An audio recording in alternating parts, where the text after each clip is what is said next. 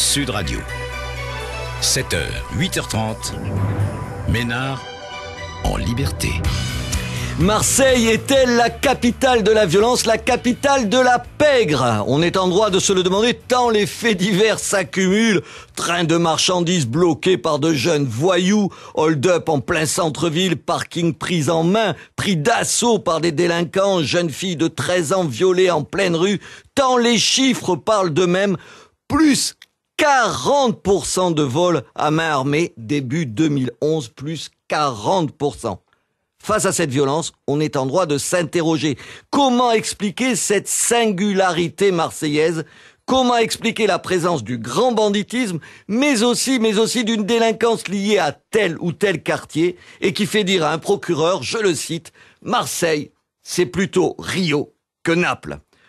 On va essayer d'en parler ici sans faux semblant, sans se cacher derrière son petit doigt. S'il y a des responsables, il faut le dire. Si certains quartiers sont de véritables pépinières de délinquants, il faut le dénoncer. Et je crois personnellement que c'est le cas. Et puis on doit également se demander ce que les pouvoirs publics, ce que les élus, ce que la police, ce que les magistrats font pour tordre le cou à cette violence, à ces voyous. Font-ils leur job ? Les policiers se plaignent du manque d'effectifs et ils ont raison. Mais comment combattre la délinquance quand, jusqu'au sommet de l'appareil politique local, on donne les pires exemples? Bien sûr, on va parler de l'affaire Guérini. Le chassé-croisé lundi entre Martine Aubry et Claude Guéant avait de quoi désespérer tous ceux qui veulent croire encore en la politique. D'un côté, un ministre de l'Intérieur qui triture les chiffres dans tous les sens pour nous faire croire contre l'évidence que la politique de Nicolas Sarkozy en matière de sécurité a réussi en France ou à Marseille. De l'autre, une responsable socialiste qui a raison de fustiger cette politique, mais reste étrangement silencieuse sur les agissements de certains de ses amis politiques locaux. Voilà, c'est ce que je pense. Alors, vous êtes d'accord, vous n'êtes pas d'accord? Vous le savez maintenant, c'est très simple, vous faites tout de suite, mais alors tout de suite, si vous voulez parler, il faut le faire tout de suite, le 36-28 et vous dites Sud Radio, je vous attends, c'est à vous, ouvrez. Votre parole, libre. Jusqu'à 8h30, Ménard en liberté, sur Sud Radio. Marseille est-elle la capitale de la pègre? Lionel Maillet, bonjour. Bonjour Robert. Bonjour Lionel, vous êtes le correspondant de Sud Radio, notre correspondant à Marseille. Alors je voulais commencer avec vous pour faire peut-être une sorte d'état des lieux, si j'ose dire. Marseille a une mauvaise image de l'extérieur, on se dit oui c'est la capitale de la violence. Quand on est à Marseille, on ressent ça, on le vit mal, on se dit c'est injuste ou on se dit c'est vrai. Non, c'est vrai, honnêtement c'est vrai, c'est une réputation tout à fait fondée, le cliché n'est pas faux.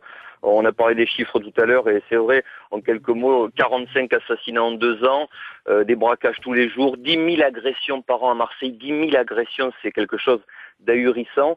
La délinquance qui explose, grand banditisme, petite délinquance, au jour le jour, c'est ce que vivent les Marseillais et ils sont exaspérés.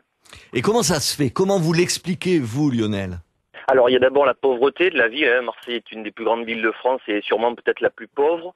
Il y a le fait aussi que les cités soient insérées dans Marseille, il n'y a pas de banlieue comme à Paris.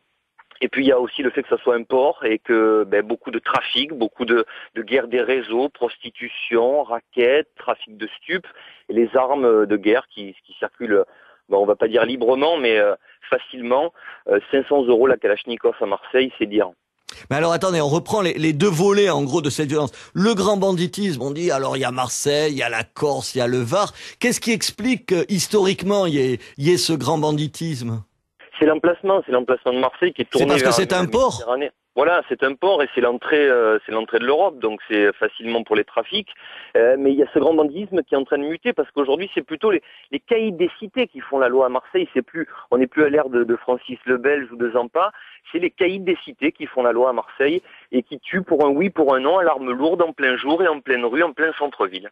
Mais c'est ce qui explique la phrase de ce procureur qui dit c'est plutôt Rio que Naples. Ça veut dire c'est plutôt des caïds de banlieue, en gros, que l'ancien grand bandit de la mafia. C'est ça qu'il veut dire? Exactement, le procureur, ce qu'il dit, c'est qu'en fait, il n'y a plus de code d'honneur des bandits, comme à la grande époque, où on se descendait finalement entre bandits, et puis basta, il était hors de question de faire ça devant tout le monde.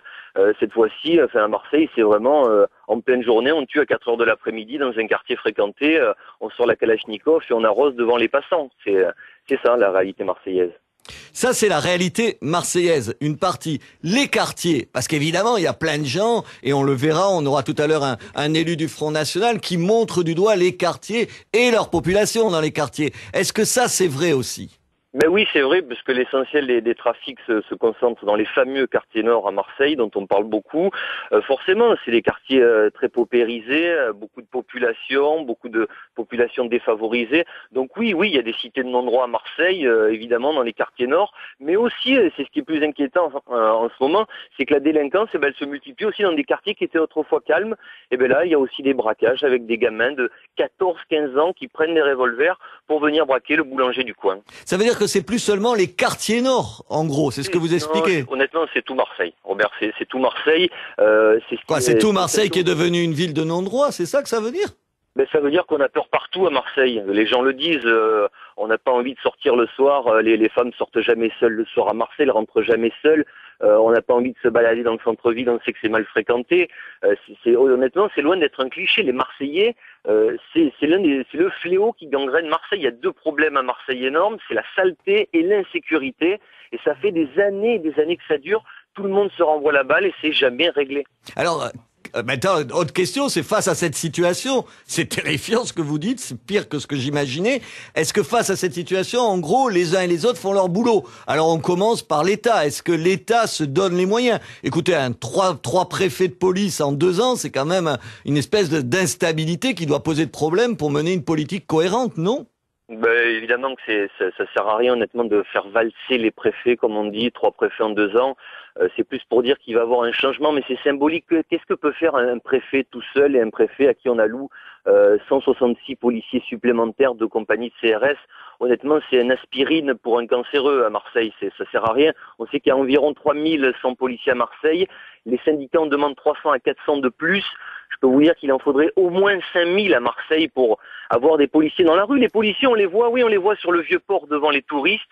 Ils font le trafic, ils arrêtent pour le téléphone au volant, la ceinture, mais on les voit pas dans les quartiers nord, on les voit pas dans les quartiers sensibles. C'est ce qui manque à Marseille avant tout, c'est des policiers, c'est du bleu, c'est des uniformes, ça il en manque honnêtement au moins 2000 à Marseille. Mais attendez, ils vont pas dans un certain nombre de quartiers parce qu'ils sont pas assez nombreux, ou ils vont pas parce qu'ils sont pas assez nombreux et parce qu'ils ont peur? Les deux, Robert. Honnêtement, c'est parce qu'ils sont très peu nombreux et puis parce qu'il y a des quartiers à Marseille où on ne rentre pas, où les caïds font la loi. On est guetté, on est observé et puis on rentre. Alors on peut peut-être rentrer, mais on ne sait pas si on sortira. Et les policiers, honnêtement, ne s'aventurent pas. Mais c'est surtout le manque de moyens, c'est le manque d'effectifs. Les policiers le disent, ils n'ont pas assez de moyens. Et les vrais flics, comme on disait avant à Marseille, les vrais flics, ceux-là, ils sont dans les bureaux où ils sont pas assez nombreux parce qu'ils ne se sont pas adaptés à la délinquance qui a muté. Avant, les vrais flics marseillais, ils étaient habitués à infiltrer le milieu, à infiltrer la pègre, les grands noms du banditisme. Maintenant, c'est une petite délinquance et des petits caïds. On se fait caïd au jour le jour. On achète ça, on a une Kalachnikov dans une cave. Et ça, celui-là, on peut pas le trouver comme ça, le petit caïd. Et c'est là où les flics sont impuissants à Marseille. Lionel, il y a un truc que je comprends pas. C'est face à cette situation, le maire Jean-Claude Gaudin, il y a une police municipale, il veut pas l'armer. Pourquoi? Alors qu'il y a d'autres maires, y compris de gauche, qui sont pour que les policiers municipaux soient armés. Ça serait peut-être plus dissuasif, j'en sais rien. Mais c'est une bonne question, mais c'est honnêtement beaucoup hurlent ici par rapport à l'attitude de Jean-Claude Gaudin. Il y a eu cet épisode du parking Vinci cet été à Hurissant. Oui, rappelez-nous ça, parce que on n'en croit pas nos oreilles quand on explique quoi. C'est un parking, en gros, qui était pris en main par des voyous, c'est ça? Exactement. On était, alors là, c'est pour le coup pas dans les quartiers nord, mais en plein centre-ville, à quelques centaines de mètres du Vieux-Port, sous les fenêtres tout de même du conseil général régional. Et c'est un prix en plein air où, depuis janvier dernier, les truands avaient pris le contrôle du parking et c'est eux qui géraient devant tout le monde. Attendez, c'était eux qui faisaient payer les automobilistes? Exactement, Robert. Attendez, ça veut dire que vous payez pas à Vinci, vous payez à des voyous pour prendre ce Exactement. parking? Il y avait écrit à la craie sur la guérite du petit parking Vinci 5 euros. Et les touristes ou les gens qui ne connaissaient pas ce parking arrivent parce qu'il y avait encore on pouvait rentrer, la barrière était ouverte exprès. Les gens s'engouffraient dans le parking et une fois dans le parking, ils découvraient qu'il n'y avait ni caisse ni vigile. Et si vous voulez ressortir, c'était 5 euros. Mais attendez, ça a duré longtemps cette histoire? Ça a duré, la prise totale du parking a duré 6 mois et paraît-il, moi en reportage, les gens m'ont dit que depuis 2 ans, le parking commençait à être infiltré. Attendez, Lionel. Pendant 6 mois, un parking en plein centre-ville a été tenu par des voyous alors qu'il appartient à une boîte qui s'appelle Vinci et c'est eux qui encaissaient. Exactement. Et personne ne dit rien. Et qu'est-ce qu'elle fait la police? Et la police, elle passait et elle faisait rien. Voilà ce que. Mais pourquoi? Parce qu'ils ont peur de rentrer dans le parking en question? Ils avaient peur? Ben, c'est ce qu'il faut comprendre. En tout cas, ils n'avaient pas la volonté ou les ordres d'agir parce que moi, j'ai assisté à ce petit manège avant que la police investisse les lieux puisque c'est ce qui a coûté en gros la place au préfet de police. J'ai assisté à ce petit manège et personne ne faisait rien. On n'était pas au fin fond de la cité marseillaise. On était encore une fois sous les fenêtres de l'hôtel de région, à quelques centaines de mètres du vieux port, devant tout le monde, là où il y a tous les touristes. J'en reviens pas, honnêtement, j'en reviens pas. Lionel, vous restez en ligne. On écoute tout de suite Hélène. Hélène, pour elle, Marseille, c'est Kaboul. Elle dit, finalement, au fond, Hélène, vous dites à peu près la même chose que notre correspondant. En passant après votre correspondant, tout d'abord bonjour. En passant après correspondant, je me demande ce qu'on peut rajouter. Je pense qu'il a... Il exagère pas? Pas du tout. Et il est même, je pense même que dans certains cas, il minimise. Par exemple, attendez, avec ce qu'il vient de dire, minimiser, j'aimerais bien savoir ce que c'est. Eh ben, c'est que les policiers, il y en a sûrement pas assez, c'est la réalité. Le gros problème de la police, il faut aussi comprendre qu'un policier, c'est d'abord un homme. Quand il arrête 3 fois, 4 fois un délinquant, qui prend la peine et le risque, parce que maintenant ils se font caillasser, on leur casse des voitures. Il y a qu'à voir encore la semaine dernière sur Aix-en-Provence, même pas des policiers, des gars qui travaillaient pour remettre de l'électricité se sont pris des boules de pétanque sur la tête. Je crois qu'on marche vraiment sur la tête à Marseille et dans la région. Malheureusement, la gangrène, elle n'est pas que marseillaise, elle monte dans les petites villes aux alentours, au Bagne. Ça touche toute la région, c'est ça que vous nous dites? Toute la région. Et donc, pour en revenir aux policiers, certes, ils ne sont pas suffisamment nombreux, mais lorsqu'ils arrêtent des petits délinquants ou des grands délinquants, qui prennent la peine de les auditionner, de passer du temps, oui, bien sûr, c'est long, tout ça. Ils ont l'impression que c'est pour pure perte.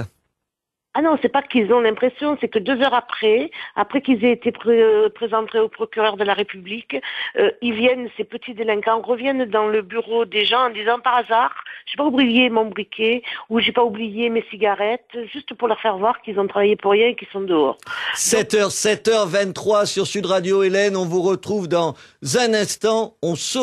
un instant. D'ici là, 36 28, vous dites Sud Radio et vous nous expliquez quand vous êtes Marseillais comment se passe votre quotidien. Quand vous n'êtes pas Marseillais, faites-nous part de vos réactions. Est-ce que c'est pareil ailleurs? On va en parler tout à l'heure. Tout de suite, on se retrouve donc dans quelques secondes. Sud Radio. 7h, 8h30. Ménard en liberté. Marseille est-elle la capitale de la pègre? Marseille est-elle la capitale de la violence? 36-28, vous dites Sud Radio et vous êtes avec nous en direct. Vous nous faites part de vos témoignages, de vos hauts le cœur, de vos coups de cœur, de vos coups de colère. Comme vous, Claude. Claude, vous êtes retraité. Claude? Ah, Claude n'est pas là. Mais écoutez, on va abandonner Claude et on va aller dans le Gard. Oui. Dans le Gard. Alors que dans le Gard, bonjour. Bonjour. Vous nous dites, même à 100 km au nord, on a aussi des problèmes. Bien sûr. Et quel problème? Attendez, vous êtes où dans le Gard? Nous sommes à proximité du pont du Gard, du célèbre pont du Gard. Oui, d'accord. Et comment vous dites que c'est les conséquences de ce qui se passe à Marseille? Non, je veux pas dire que c'était les conséquences de Marseille, mais ce que je veux dire, c'est que malheureusement, dans notre pays, la délinquance augmente un tout petit peu tous les jours. Nous sommes dans un village extraordinaire. Malheureusement, il y a beaucoup de tourisme avec le pont du Gard, et il y a certains individus qui viennent avec des voitures volées de la région de Marseille ou autre, et qui viennent faire leur petit marché, et qui viennent voler des voitures, cambrioler. Et bon, voilà, c'est la triste réalité. Et c'est vrai que maintenant, on se ferme à clé, on fait attention à tout. Moi, la nuit, je dors pas tranquille. On m'a déjà volé 2 voitures. Et je n'exagère pas, je vous assure, je n'exagère absolument pas. Attendez, quand même, est-ce pour votre émission, parce que c'est un plaisir de vous écouter. Merci. Est-ce que dans le Gard, on a le même sentiment de peur que ce que notre correspondant décrivait? Non, c'est quand même pas pareil. Attendez, moi, j'habite à côté, j'habite dans l'Hérault, je suis à côté de Béziers. J'ai pas peur en sortant, allant au cinéma à Béziers. C'est quand même pas Marseille, non? Non, mais monsieur, je vous appelle pas pour vous dire que c'est comme... Non, mais je comprends, vous dites il y a aussi des problèmes, il faut pas oublier les autres problèmes. Il y a des problèmes. On m'a déjà volé deux voitures, j'ai été cambriolé 3 fois, et sur les parkings, attention, ne laissez pas vos voitures, vous risquez de vous faire voler. Non, c'est loin d'être grave comme Marseille, mais ce que je veux dire, c'est que ça grimpe dans les petits villages tranquilles. Voilà, je le constate chez moi, comme chez vous, chez moi, donc dans l'Hérault, comme chez vous, dans le Gard. On va écouter Jean-Paul. Jean-Paul, vous avez vécu 3 ans à Vitrolles, c'est-à-dire à côté de Marseille, et vous dites que vous respirez mieux à Agen où vous êtes maintenant? Ah oui, tout à fait. Non mais Vitrolles, ça a été le bordel, ça a été l'Afrique du Nord qui a mis la pagaille. Bonjour les auditeurs et bonjour à vous. J'ai fait Port-Saint-Louis-du-Rhône 2 ans, j'ai compris, j'ai vu que personne ne faisait rien. Pas de problème, moi je me fais en colère, je me tire et puis voilà. Mais attendez, tout le monde peut pas partir. Tout le monde peut pas partir quand même. Je sais bien, tout le monde ne peut pas partir. Je sais pas si un jour il y aura le Front National à la tête du gouvernement pour régler un peu tout ça. Mais enfin, malheureusement, si les gens se voient là. Vous croyez vraiment que le Front National, Attendez, est-ce que vous croyez vraiment que le Front National, il a la recette miracle? Les autres partis le feraient s'ils pouvaient, non? Ouais, ou alors ils veulent pas. Ou alors il faut mettre l'armée peut-être, parce que les gendarmes c'est là pour le mouiller. Voilà, moi j'ai vu des trucs à 7, la police municipale partir en courant devant les jeunes minons qu'ils foutent le bordel. Les jeunes minons c'est quoi? C'est l'Afrique du Nord. Attendez, il y a pas que... Mais attendez, vous rigolez ou quoi? Attendez, Jean-Paul, je rigole pas du tout. Jean-Paul, je rigole pas du tout. Je vous demande seulement, est-ce qu'il n'y a pas que des jeunes maghrébins qui sont dans les bandes armées? Il y en a beaucoup, c'est ce que vous dites. Il y en a 90%, vous apprenez pas, il y en a 90%. Voilà, malheureusement, c'est comme ça. Les parents font quoi? C'est la nouvelle génération d'Afrique du Nord qui fout le bordel. Mais d'où ça vient? On n'est pas génétiquement un voyou parce qu'on est né au Maghreb ou parce que ses parents sont nés au Maghreb. C'est aussi la misère qui fait ça, non? La misère, moi je me lève tous les matins pour travailler. Voilà. Du travail, c'est là, ils le font. Vous avez pas envie de leur trouver l'ombre d'une excuse, si j'ai l'impression. Non, pas du tout. Les parents, maintenant, qu'est-ce qu'ils font? Ils s'en foutent. Le gosse, ils sont jusqu'à 1h du matin. Les parents, ils s'en foutent. Voilà. C'est comme ça. Mais écoutez, Jean-Paul. Ils se butent à ramener les drôles, et les drôles, ils foutent le bordel. Et un jour, qu'est-ce qu'il faut faire? Eh bien, il faut les faire revenir dans leur pays. Voilà. Écoutez. Les propos, mais malheureusement, je pense que c'est un peu excessif comme propos, non? Mais je comprends bien, c'est un peu excessif. Mais enfin, moi, si vous voulez. Vous êtes exaspéré, Jean-Paul. C'est pour ça que vous nous dites ça. Malheureusement, c'est comme ça. Voilà. Quand vous voyez qu'un parking à Marseille, on peut plus y rentrer dedans. Ah oui, ça, j'étais sidéré. Attendez, pour moi, la police, c'est des blaireaux. Tout simplement. Jean-Paul, on va entendre Valentine. Valentine, vous aussi, vous avez le même sentiment. Vous habitez près de la gare Saint-Charles, c'est ça? Oui, tout à fait. J'habite dans le 3e arrondissement, qui est dans un quartier central, qui a toujours été... C'est pas les quartiers nord, là, c'est en plein centre-ville. Tout à fait. Et bon, comme toutes les Marseillaises, je crois maintenant, je me suis fait arracher mon collier quasiment en bas de chez moi par une bande de jeunes collégiens désœuvrés. Quand je suis allée porter plainte, j'ai vu que la police n'avait aucun moyen, quoi. Leurs voitures sont caillassées, abîmées, les fourgons, ils peuvent même plus ouvrir les portes des fourgons. J'ai passé 3 heures pour pouvoir déposer ma plainte. Je veux dire, ils n'ont pas de moyens. Ils m'ont dit quasiment de déménager, de quitter Marseille, en fait. Attendez, ils vous ont vraiment dit que si vous vouliez être en sécurité, il fallait quitter Marseille? Absolument. Attendez, attendez. Attendez, Valentine, je vous fais répéter ça. Il y a des policiers qui vous ont dit à Marseille, si vous voulez être tranquille, vous avez qu'à quitter la ville? Oui, tout à fait. Bon, peut-être parce que je suis blonde aussi, ça doit jouer, je sais pas. Dans mon quartier aussi, un jour dans ma rue, on m'a dit rentre chez toi, t'es pas chez toi ici, t'es pas en Qui vous a France dit ça? ici. Qui vous a dit ça? Ah ben écoutez. Ah bah attendez, qui vous a dit ça? Ne devez pas aimer les blondes, je sais pas. Par contre, ce que je voulais dire sur la police municipale, c'est que bon, pendant 6 ans, j'ai travaillé dans une école et j'ai donc fait 4 fois par jour le trajet à pied. Donc j'ai sillonné vraiment le 3e et le 1er arrondissement. En 6 ans, je n'ai pas vu une fois un policier municipal, mais pas une fois. Pas une fois. Attendez, ils sont où les policiers municipaux? Ah bah écoutez, j'en sais rien. Mais vous savez, il y a un humoriste qui a justement dit que si on met 100 nouveaux policiers municipaux à Marseille, la moitié sera en congé maladie, un quart en représentation syndicale, il en restera 25. Sur les 25, il y en aura 10 à la mairie et il en restera un pour mettre dans chaque arrondissement. Mais c'est la vérité, hein. Marseille, c'est franchement devenu Chicago, quoi. Hein. Franchement, hein, moi je suis atterrée, je suis née à Marseille. Je suis atterrée de voir ce que la ville est devenue, quoi. C'est, sans parler, je ne parle même pas de la saleté qui va avec l'insécurité, les voitures qui sont stationnées n'importe comment, personne n'est verbalisé. Enfin, il y a cette histoire du parking, mais c'est hallucinant, quoi. Non, mais là, c'est vrai qu'on dépasse l'entendement. Valentine, merci. C'est devenu une ville de non-droit, voilà. Valentine, merci pour ce témoignage. On continue pendant la pub 36-28. Vous dites Sud Radio et vous êtes avec nous pour vos témoignages en toute liberté sur l'antenne de Sud Radio. Pour avancer, participez. Ménard en liberté sur Sud Radio. 7h42, vous êtes sur Sud Radio. Marseille est-elle la capitale de la pègre? Est-elle la capitale de la violence? On en parle ensemble. Vous faites le 36-28, vous dites Sud Radio et vous êtes en direct avec nous. Avant de parler avec Stéphane Durbeck, qui est conseiller régional du Front National de PACA, de la région Côte d'Azur, Provence-Alpes-Côte d'Azur, j'y arrive. Encore un ou deux témoignages quand même, Antoine, vous m'entendez? Antoine? Oui, je vous entends, oui. Alors, et vous? C'est le même sentiment pour vous aussi? Vous êtes affolé par ce qui se passe à Marseille? Bonjour à tous. Et je suis là un peu affolé parce que c'est partout pareil. Ah, vous dites que c'est pas qu'à Marseille? Ah oui, c'est partout, parce que chez nous... Enfin, quand même pas partout, honnêtement. Non, mais je suis dans les Landes et je sais comment c'est. Moi, ce que j'en veux, c'est surtout à la gendarmerie. Pourquoi vous en voulez à nos gendarmes? Parce qu'ils ne font pas leur travail. Vous voyez, moi, je suis témoin d'une chose. J'ai eu une petite intercation avec eux, mais pas méchante. J'ai juste dit, con de flic, je me retrouve au tribunal de grande instance de Mont-de-Marsan. Ben oui, mais vous n'êtes pas obligé de traiter de cons les flics, quand même, honnêtement. Parce qu'ils ne font pas leur travail. Enfin, vous pouvez leur dire différemment qu'en les traitant de noms d'oiseaux, quand même. Non, on est gavé, là. Chez nous, nous avons une cité, il y a de la drogue, on sort en route, en ville, à 120, il y a des gosses qui traversent et tout. On va à la gendarmerie, on leur explique le cas. Non, ils ont autre chose à faire. Ils nous disent franchement, on a autre chose à faire. Et par contre, moi, on m'a arrêté. La petite mémé, parce qu'elle avait oublié sa ceinture, elle a pris un manche aussi. Pour ça, ils sont forts. Je leur dis bravo.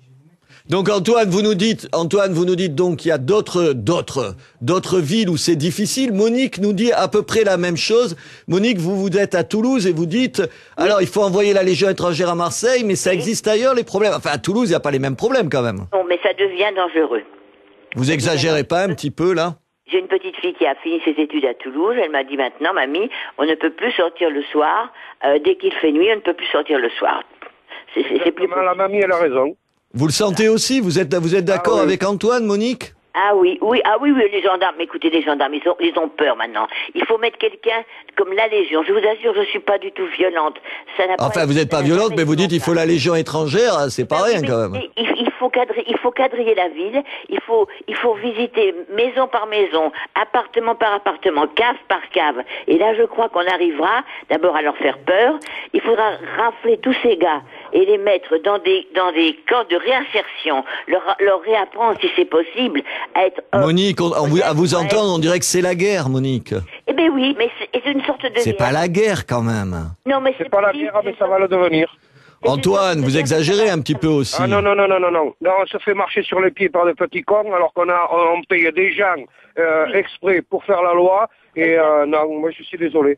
Moi, je suis de votre avis. Et ça va gagner toutes les villes maintenant. Quand je pense que le parking Vinci a duré plus d'1 an comme ça, mais c'est abominable. Comment la mairie de Marseille a-t-elle pu laisser faire ça? Mais écoutez, moi, je n'arrive pas à comprendre. Monique, moi non plus, j'arrive pas à comprendre. Et donc, je vous propose d'aller du côté des élus maintenant. Stéphane Durbeck, vous êtes en ligne? Oui. Donc vous êtes, bonjour, vous êtes conseiller régional du Front National de la région, PACA. Vous devez boire du petit lait, si j'ose dire.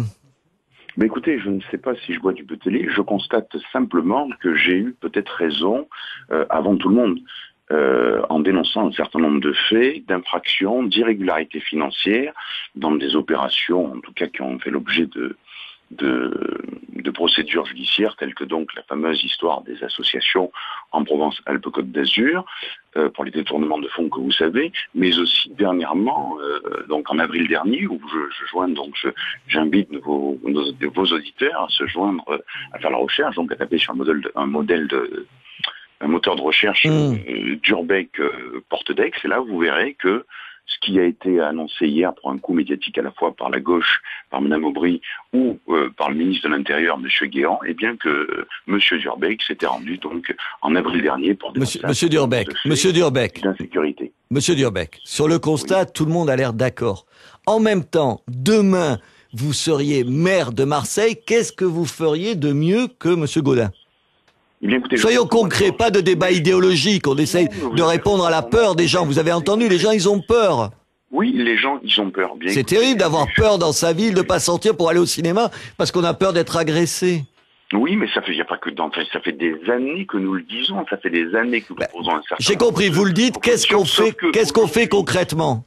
Non, mais aujourd'hui, en fait, on ne veut pas s'attaquer donc au mal, aux responsabilités, c'est-à-dire la délinquance juvénile. Donc, il faut peut-être abaisser, sans doute, augmenter le nombre de personnes, en tout cas, à mettre hors du circuit. Attends, ça veut dire quoi? Ça veut dire qu'il faut s'en prendre aux mineurs, c'est ça que vous voulez dire, dans d'autres conditions? Écoutez, comme il y a des mineurs, mais aussi, il faut que l'on retrouve une police de terrain et qu'on arrête d'avoir une police ou des policiers du soleil, parce que mais attendez, ils font pas leur job, les policiers, monsieur Durbeck? Mais écoutez, je n'ai pas, en tout cas, un certain nombre d'entre eux font, il faut différencier un certain nombre de policiers. Vous avez des jeunes policiers dynamiques qui sont pleins d'entrain, tels que les éléments de la brigade d'anticriminalité, ça c'est de façon certaine. Et puis vous avez certains, il faut le dire, donc des policiers plutôt qui viennent faire carrière ici, donc en région Provence-Alpes-Côte d'Azur, tout particulièrement à Marseille, ce qu'on appelle d'ailleurs, ce que certains disent, ce que nous disons de façon à la cantonade, ce sont des fonctionnaires héliotrophes, vous savez, ceux qui aiment le soleil, qui sont attirés par le soleil. Ça veut dire qu'ils bossent pas? C'est ça que vous dites? C'est-à-dire que vous avez un certain nombre, certains donc bossent, il y a un travail, puisque les élucidations des activités, en tout cas, il y a une activité importante, donc le travail est fait, mais ce n'est pas suffisamment. Et puis, il y a des incompréhensions, par exemple, au regard des affaires qui sont en cours, notamment dont on sait que il y a une présomption, certes, d'innocence, mais en tout cas, il y a une convocation chez le juge le 8 septembre du président du Conseil. Ça, on y reviendra sur la classe politique marseillaise et sur son honnêteté. Non, mais attendez, Stéphane Durbeck, je voudrais poser une question, par exemple. Hier, j'ai lu et j'ai entendu, comme tout le monde, que votre maire, Jean-Claude Gaudin, était contre le fait d'armer sa police municipale. Il a raison? Bien, écoutez, je pense que moi, je suis partisan à ce que l'on arme la police municipale. Ça m'étonne pas. Mais ça peut, écoutez, c'est pas parce que quand on est Front National, on est pour les polices municipales qui sont armées, non? On est d'abord des élus. Non, c'est pas une question d'élus Front National, on est des élus de la République, et il faut que la peur change de camp. La peur doit être dans le milieu, elle doit être donc chez les voyous et pas chez les honnêtes gens qui souffrent de la racaille et des petits voyous. Donc le maire a tort de ne pas armer ses policiers municipaux. Bien écoutez, ce sont les Marseillais qui s'exprimeront en 2014. Attendez, je vous demande à vous votre avis. Vous me dites, donc vous trouvez qu'il a tort? Oui, je pense qu'en tout cas, ce n'est pas... Il fait preuve de laxisme. Il fait preuve de laxisme. Ce que je sais, c'est que dans des petites communes, y compris dans le Vaucluse ou dans le Var ou dans les Alpes-Maritimes, il y a une police municipale armée. Ça ne pose pas de problème. Il n'y a pas de cow-boy. Les gens ont une formation. Il y a quand même des habilitations. Maintenant, tout ça est encadré. Il y a une uniformité, en tout cas des prises et de la formation des policiers municipaux. Vous avez maintenant, il n'y a plus comme au début donc un certain nombre de personnes qui arrivaient du fait de connaissances ou pas de favoritisme, parce que ce n'est pas le cas, mais de gens qu'on connaissait. Aujourd'hui, vous avez des anciens militaires, des anciens fonctionnaires de police qui intègrent les policiers. Et vous dites qu'on peut leur faire confiance, c'est ça que vous dites? Comment? Excusez-moi. Vous dites qu'on peut leur faire confiance à ces policiers municipaux? Oui, je pense qu'on peut leur faire confiance. Stéphane Durbeck, on va essayer de continuer ce débat. Vous savez avec qui j'ai en ligne, hein, Stéphane, maintenant j'ai Samia Ghali. Samia Ghali, bonjour. Bonjour. Donc vous êtes de l'autre côté de l'échiquier politique. On vous a vu sur toutes les photos avec Martine Aubry. Vous êtes maire, sénatrice, vous êtes maire du 8e secteur. C'est le 15e, le 16e arrondissement. Les fameux quartiers nord. Madame Ghali, qu'est-ce que vous avez envie de dire à tous nos auditeurs? Vous avez entendu qui disent on a peur, on n'est pas en sécurité, on n'ose plus sortir, on se fait arracher nos sacs, nos bijoux. Vous l'entendez ça? Non seulement je l'entends, mais je le dis dans les antennes depuis des mois et des mois. J'étais malheureusement seule à le dire depuis 1 an maintenant, en disant qu'on est on est arrivé à un niveau de délinquance et de voyoucratie qui est insupportable à Marseille. Et malheureusement, c'est vrai que les gens souffrent, je dirais, sont déprimés, sont fatigués de ne plus pouvoir vivre normalement et de ne pas pouvoir aller faire leurs courses normalement, de ne pas pouvoir se dire quand on est dans une cité, quand on vit dans une cité, comme il s'est passé l'acte qui s'est passé juste le jour où Monsieur Guéant était présent. Oui, le soir même, il faut le dire, il faut le répéter, le soir même, il y a un garçon de 26 ans qui s'est fait tirer dessus et qui a été grièvement blessé le soir même. Il faut savoir comme une provocation. Au milieu d'une cité où il y a des enfants qui jouent, il y a des familles, enfin bon, voilà. Mais alors, Madame Ghali, là vous êtes d'accord finalement, tout le monde semble d'accord, quel que soit l'échiquier politique et quel que soit les marques là-dessus. Mais alors, Madame Ghali, qu'est-ce qu'il faut faire? Alors, première question, reprenons cette police municipale. Est-ce qu'il faut armer la police municipale, contrairement à ce que dit le maire de Marseille? D'abord, il faudrait qu'il y ait de la police municipale partout dans Marseille. Ça, il n'y en a pas assez de policiers municipaux. On n'en a pas assez. Il n'y a pas assez de policiers municipaux. C'est catastrophique sur Marseille. On ne les voit pas. Il y a la moitié des policiers municipaux qui sont actuellement sur Marseille, qui sont dans des bureaux. C'est normal parce qu'ils font du travail administratif. Et le maire de Marseille, il les a concentrés autour de la mairie et on ne les voit pas. Quoi, vous les voulez dans vos quartiers, par exemple? C'est ça que vous me dites? Je veux partout dans Marseille. Moi, je suis une Marseillaise. Je suis une élue marseillaise. Je suis d'accord. Je suis maire des 15e et 16e arrondissements. Bien sûr, je les veux chez moi, mais il les faudrait partout dans Marseille, qu'on habite le 9e arrondissement, le 10e, le 12e, le 14e ou le 15e. Il faut de la police municipale. Est-ce qu'il faut les armer? Est-ce qu'il faut les armer, Madame Ghali? Je pense, je vais vous dire franchement. Oui, on parle franchement, alors on fait pas de politique. Moi, je vais vous dire franchement. Je pense qu'aujourd'hui, au vu des jeunes qui sont armés, maintenant dans les cités, je pense que la police municipale, même pour sa propre protection, doit être armée.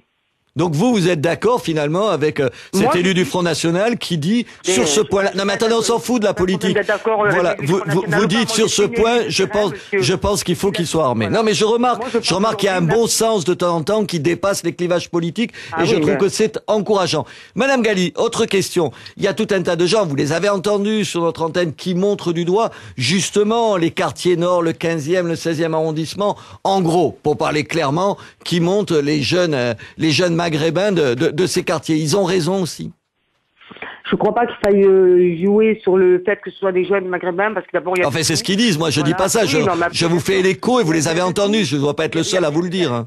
Il y a de tout. Je crois d'abord que ce sont des jeunes qui n'ont pas été pris en charge. Ce sont des jeunes malheureusement que l'État, notamment le ministre de l'Intérieur, n'a pas cadré avec de la police. C'est des jeunes qui n'ont jamais vu de la police, qui n'ont pas peur de la police, et que si on avait mis de la police... À côté de ça, vous avez des jeunes qui se battent dans ces quartiers pour réussir scolairement, qui se battent pour réussir leur vie et qui souffrent aussi parce que c'est une minorité malgré tout qui fait la loi, alors que vous avez une majorité société, et notamment même chez les jeunes, qui se battent parce qu'ils ont envie de réussir aussi. Et il faut pas non plus stigmatiser tout le monde, même si d'abord ils sont français, même s'ils sont d'origine maghrébine, tout ce que vous voulez. Oui, si c'est des voyous, il faut les sanctionner. Oui, si c'est des voyous, il faut être ferme avec eux et dur avec eux. Mais pour autant, il faut pas, parce que c'est une communauté particulière. Alors c'est vrai que dans les cités, il y a plus de gens en consonance d'origine étrangère que peut-être monsieur et madame Dupont. Voilà. Mais en même temps, madame Galli, vous dites il faut leur trouver aucune excuse.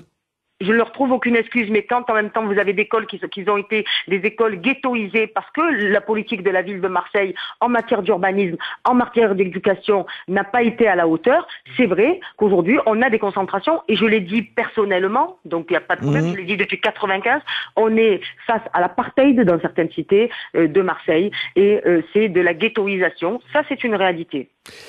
Madame la sénatrice, merci. 7h56, vous êtes sur Sud Radio, vous le savez, 36 28, et vous pouvez parler avec les élus qui sont à l'antenne. On se retrouve dans une poignée de secondes. Sud Radio. 7h, 8h30. Ménard en liberté. Marseille est-elle la capitale de la pègre, la capitale de la violence? 36 28, et vous nous faites part de vos témoignages ou de votre sentiment. Vous êtes d'accord, vous n'êtes pas d'accord? Tout le monde est le bienvenu sur l'antenne de Sud Radio. Stéphane Durbec, une dernière question, je le rappelle, pour nos auditeurs. Vous êtes conseiller régional Front National de la région PACA. Finalement, quand j'entendais tout à l'heure Samia Ghali, donc maire PS du 15e et 16e arrondissement, les quartiers nord de Marseille, finalement, vous êtes d'accord? Mais écoutez, non, je pense que moi, j'ai eu peut-être raison avant elle. Oui, d'accord, mais aujourd'hui, vous êtes d'accord? Mais je constate simplement que la justice aujourd'hui a rejoint mes analyses et les cris d'alarme que j'ai réitérés en séance du Conseil régional sur les irrégularités financières commises par la majorité socialiste du Conseil régional, et qu'aujourd'hui, en tout cas, on apprend qu'il y aura le 8 septembre prochain, Monsieur Guérini sera convoqué pour prise illégale d'intérêt, trafic d'influence et association de malfaiteurs. Rien que là par là, nous répondons par ces trois en tout cas infractions pénales caractérisées, au thème même de votre débat. Marseille est-il capitale de la pègre? Eh bien, par les derniers rebondissements de la justice, je crois en tout cas les dernières actions de la justice, eh bien on peut... Il y a des politiques qui donnent pas le bon exemple, qui donnent même le pire exemple. Non, c'est certains politiques. Ne dites pas les hommes et les femmes politiques. Pas tout le monde est comme ça. Vous avez des maires de petites communes rurales qui font très bien, qui font un travail remarquable, ainsi que d'autres élus régionaux. Oui, mais les gens, ils retiennent quoi? Ils retiennent le président du conseil général qui risque d'être poursuivi. Ça fait un sale effet sur la classe politique. Mais ça fait un sale effet sur ceux qui sont aux responsabilités depuis 10 ou 15 ans dans cette région. Nous n'avons pas été aux responsabilités, nous n'avons pas en tout cas joué avec l'argent des contribuables, et nous n'avons pas détourné des fonds. Je veux dire Stéphane Durbec, on se retrouve quand vous êtes au pouvoir, d'accord? Et on en discute pour voir si vous vous comportez mieux que les autres. Donc voilà, la délégation des fonds publics. Merci.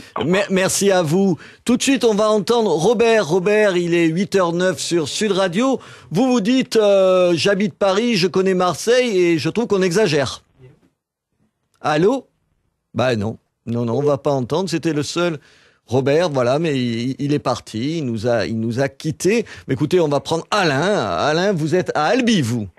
Oui, bonjour. Bonjour Alain, et vous dites, vous, même à Albi, il y a des problèmes d'insécurité, c'est pas besoin de parler que de Marseille, c'est ça que vous voulez me dire? On m'a tout le temps dit qu'il fallait se mettre à la place des autres, et même à Albi, vous savez, chez nous, un chauffeur de bus qui se fait cracher dessus ou insulter, s'il a le malheur de vouloir répliquer quoi que ce soit, on lui rétorque qu'on sait où, dans quel établissement scolaire.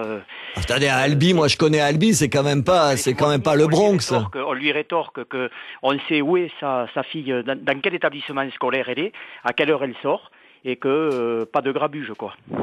Et vous avez le sentiment que ça se dégrade? Ben, ça se dégrade depuis le milieu des années 80, où François Mitterrand a dit à toute une certaine population qu'elle était ici chez elle. Et vous, encore un de plus qui montrait du doigt l'immigration, c'est ça? Ben écoutez, moi j'écoute Sud Radio, je lis la presse quotidienne, je me rends compte que 80% des faits divers sont des personnes qui ont du mal à s'intégrer. Alors est-ce qu'on fait tout pour qu'elles s'intègrent? Peut-être qu'on fait pas tout pour qu'elles s'intègrent aussi, hein. Peut-être qu'on se donne pas les moyens d'accueillir convenablement les gens. peut-être qu'on se donne pas les moyens d'accueillir convenablement les gens. Vous n'êtes pas d'accord aussi? Oui, peut-être. Mais bon, à force, ça commence à être plein, quoi. Comme on dit. Voilà. Après l'insécurité, c'est vrai que je plains les policiers et les gendarmes. Est-ce qu'ils peuvent faire leur métier? Alors, je ne sais pas s'ils peuvent faire le métier. Manifestement, il y a plein de gens qui disent qu'ils sont pas assez nombreux, ils font pas bien leur job. C'est ce que j'entends depuis ce matin. A priori, écoutez, moi, je constate une chose. Il y a un jeu, c'est le gendarme et le voleur. Moi, si je vole, si je me fais attraper, j'encours des risques. Je risque de me faire tirer dessus, ce qui est normal à la limite, parce que j'ai pas à le faire, on m'a inculqué des valeurs. Eh oui, à peu près, oui, on va pas se plaindre. Si un gendarme tire sur quelqu'un qui vient, comme vous le disiez, on va pas parler d'immigration, mais c'est souvent le cas, c'est 30 000 personnes dans la rue. On s'est aperçu un jour qu'à Marseille, il y avait 40 000 Comoriens. Il y a déjà une vingtaine d'années de ça.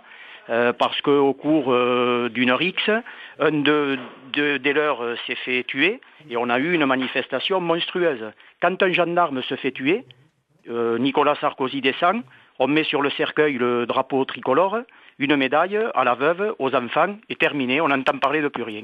Alain, merci de ce témoignage. Voilà. On va entendre dans une seconde Bruno Gilles. Bruno Gilles, vous êtes sénateur UMP de Marseille. Vous avez, je suppose, entendu nos auditeurs. On se retrouve, la parole est à vous et aux auditeurs 36-28. Si vous voulez interpeller le sénateur de Marseille, Bruno Gilles, c'est à vous. On se retrouve dans une poignée de secondes. Il est 8h12. 8h12 sur Sud Radio. Votre parole, libre. Jusqu'à 8h30, Ménard en liberté. Sur Sud Radio. 8h15 sur Sud Radio. Marseille est-elle la capitale de la pègre, la capitale de la violence? Bruno Gilles, bonjour. Bonjour. Vous êtes sénateur UMP de Marseille depuis 2008. Vous êtes maire des 4e et 5e arrondissements. Vous en êtes à votre 3e mandat, Bruno Gilles. Vous avez entendu nos auditeurs. Il y a une exaspération des Marseillais de droite comme de gauche face à la violence. C'est terrible. Oui, c'est terrible. Enfin, il faut pas non plus tomber dans le cliché, la démagogie. Je prendrai quand même un seul exemple. Quand j'entends votre auditrice Valentine, si elle est toujours à l'écoute, d'ailleurs, je lui donnerai volontiers rendez-vous pour qu'elle m'apporte un peu les preuves de ce qu'elle a dit. Quand elle dit la police lui conseille de quitter Marseille, 50% des policiers municipaux malades, 25% de délégations syndicales, 25% autour de la mairie, un seul pour travailler, il faut quand même pas exagérer. Alors je crois que quand on est élu à Marseille, quand on est Marseillais comme moi, né à Marseille, habitant à Marseille, on ne vit pas sur notre planète et je partage beaucoup de choses qui ont été dites, bien évidemment, par vos auditeurs. Mais quand notre correspondant, monsieur le sénateur, quand notre correspondant Lionel Maillet citait le chiffre de 10 000 agressions par an, c'est effrayant quand même. Non, c'est effrayant, on en a pris la mesure, c'est pas une chose qui date d'hier, vous le savez très bien, ça fait des dizaines d'années. Vous êtes au pouvoir à Marseille depuis combien de temps? Oui, on est au pouvoir, écoutez, depuis 15 ans. On est au pouvoir aussi depuis... la gauche a été au pouvoir depuis 50 ans. Je pense qu'on aura aussi l'occasion Monsieur le sénateur, qu'ils aient pas fait mieux, ça vous dédouane pas. Moi, je défends pas la gauche ici. Je constate que vous êtes au pouvoir depuis 15 ans. Avant, il y a eu les socialistes pendant des dizaines d'années et que tout ça, ça a pas réglé le problème des gens et que j'entends des gens depuis ce matin qui disent « j'ai peur quand je sors dans la rue ». Et c'est pas normal qu'on soit de droite, de gauche. Je suppose que vous êtes pareil que moi. Vous avez pas envie de sortir avec la peur au ventre ou que votre femme n'ose pas sortir parce qu'elle a peur de se faire piquer son sac à main ou ses bijoux. Bien sûr, et on essaie de faire mieux. Il y a eu une polémique sur la venue du ministre de l'Intérieur, mais je crois que pour une fois, on a vraiment été entendu par Paris. Et au-delà de la polémique sur les chiffres et sur les effectifs, mais cette fois-ci, il y a une vraie prise en charge depuis bien longtemps de l'État vis-à-vis de l'insécurité à Marseille. Et ça va changer, Ça va changer, ça va évoluer. Moi, je ne vais pas vous faire de la démago, comme l'ont fait par exemple les socialistes aux élections municipales sur le nettoiement. Je ne vais pas vous faire une grande annonce en vous disant on va régler l'insécurité en 6 mois, comme M. Guérini devait régler la propreté en 6 mois.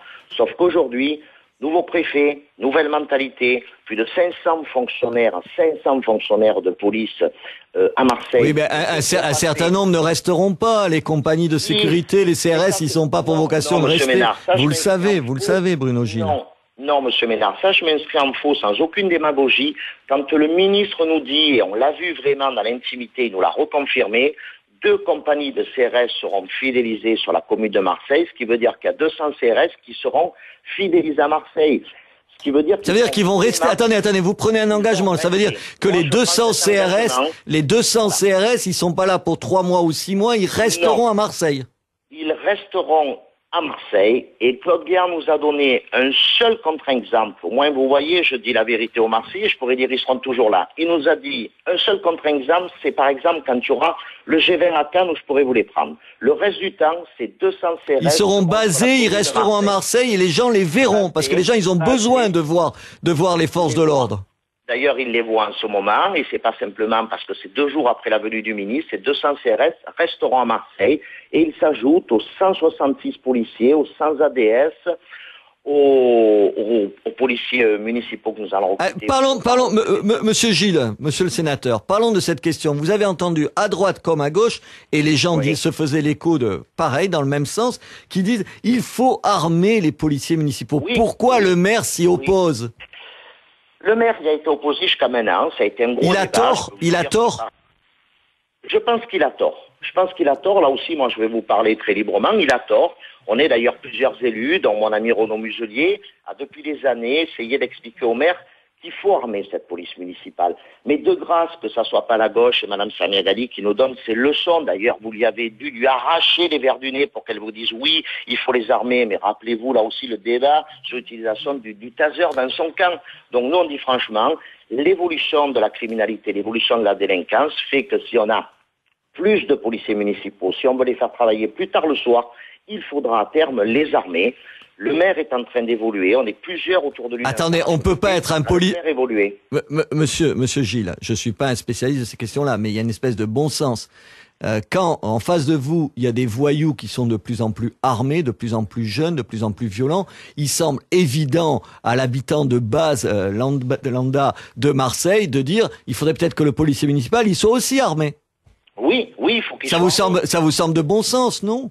Ça semble de bon sens, mais... Il faut le dire à Jean-Claude Gaudin, alors. Mais on lui dit, on est en train de le faire évoluer sur ce sujet, et vous verrez qu'un jour ou l'autre, la police municipale sera armée. Mais le plus vite possible, monsieur le sénateur. Il faut pas attendre. Et comme le plus vite possible, il faut essayer d'en recruter de plus en plus. Et là aussi, je veux pas être spécialement dans un débat droite-gauche. Oui, on s'en fout de ça, monsieur le sénateur. Ce qu'on veut, c'est l'intérêt des Marseillais et des Marseillaises. Si vous dites il faut que les policiers municipaux soient armés, il faut que Jean-Claude Gaudin fasse preuve peut-être un peu moins de laxisme et qu'il le fasse tout de suite. Écoutez, on essaie d'évoluer sur ce sujet-là. Après, il y a aussi le sujet, comme on le disait, des effectifs, en particulier de police municipale. On va en recruter 100 sur un concours au mois d'octobre. Ils seront opérationnels dans le courant de l'année 2012. On essaie de faire un maximum de choses pour que, bien évidemment, ça aille dans le bon sens et qu'on ait moins d'insécurité, moins de délinquance à Marseille et surtout moins de sentiment d'insécurité. Le sentiment d'insécurité, on lutte en ayant de la police visible. C'est ce que nous avons demandé au ministre et c'est ce que nous avons dit aussi fortement hier lors de l'installation du nouveau préfet de police. Je vous entends bien. Dans la rue, plus de visibilité. Bruno Gilles, je voudrais vous faire entendre le témoignage de Martine. Vous allez voir pourquoi. Pourquoi Martine? Parce que elle dit qu'elle est socialiste et finalement elle dit j'ai quitté Marseille il y a 1 an après des agressions. C'est-à-dire que elle aussi, elle dit des choses pas tellement éloignées de vous. C'est ça, Martine? Bonjour. Oui, j'ai quitté Marseille il y a 1 an. Pourquoi? Parce que vous aviez peur ou quoi? J'ai été agressée, on m'a arraché mes colliers. Et après, j'ai fait carrément une psychose. Je prenais le métro, j'habite la Rose. Je dois dire à monsieur Bruno Gilles que je n'ai jamais vu de CRS à la Rose. Ils étaient pas là encore, il faut dire. Voilà, bon, d'accord. Je prenais le métro, c'était constamment des jeunes qui agressaient les gens dans le métro, de partout.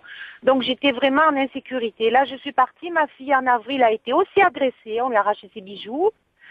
Et mon fils, là, vendredi dernier, qui travaille dans une grosse chaîne de restauration, le restaurant a été attaqué par 4 mecs en Kalachnikov. Mon fils s'est retrouvé coincé par terre, je vous l'ai dit lundi ou la semaine dernière. Oui, j'ai déjà entendu votre témoignage, je m'aperçois. Voilà, il a été coincé par terre avec une cala sur la jambe. Alors tout le monde sait que ce n'est pas les grands voyous parce que les grands voyous, ils ont certainement la propreté de ne pas s'attaquer aux personnes, tout au moins à la population, quoi. Ils s'attaquent en gang. Tandis que là, il s'attaque à des gens. Martine, on va demander à monsieur le sénateur ce qu'il dit en 1 seconde. Monsieur le sénateur, qu'est-ce que vous répondez à Martine? Écoutez, écoutez, ce que je lui réponds, c'est que ce qu'elle dit est bien évidemment vrai, qu'il faut essayer de la rassurer. Moi, l'objectif, c'est de la faire revenir à Marseille. Mais par pitié, ne jetez pas non plus l'opprobre sur Marseille. J'ai entendu Antoine Deslandes, Monique de Toulouse, Alain d'Albi. J'ai noté tout ça. Je veux dire, il ne faut pas non plus que Marseille soit toujours sur les rayons de l'actualité. Je dois dire à M. Bruno Ginel que je suis une famille marseillaise et que je n'ai pas de leçon à recevoir sur le fait que je constate que ma ville est dégradée. Voilà. C'est vraiment lamentable. Alors, le fait de recruter de la police, bon, ben, c'est la faute à M. Sarkozy qui casse la fonction publique. Hein. Je suis désolée. Donc, je veux dire, Marseille... Martine, on vous a entendu, Martine, monsieur le sénateur. Merci, on reprendra ce débat une autre fois. Malheureusement, je crains que l'actualité nous en donne l'occasion. Il est 8h24. On se retrouve dans une poignée de secondes.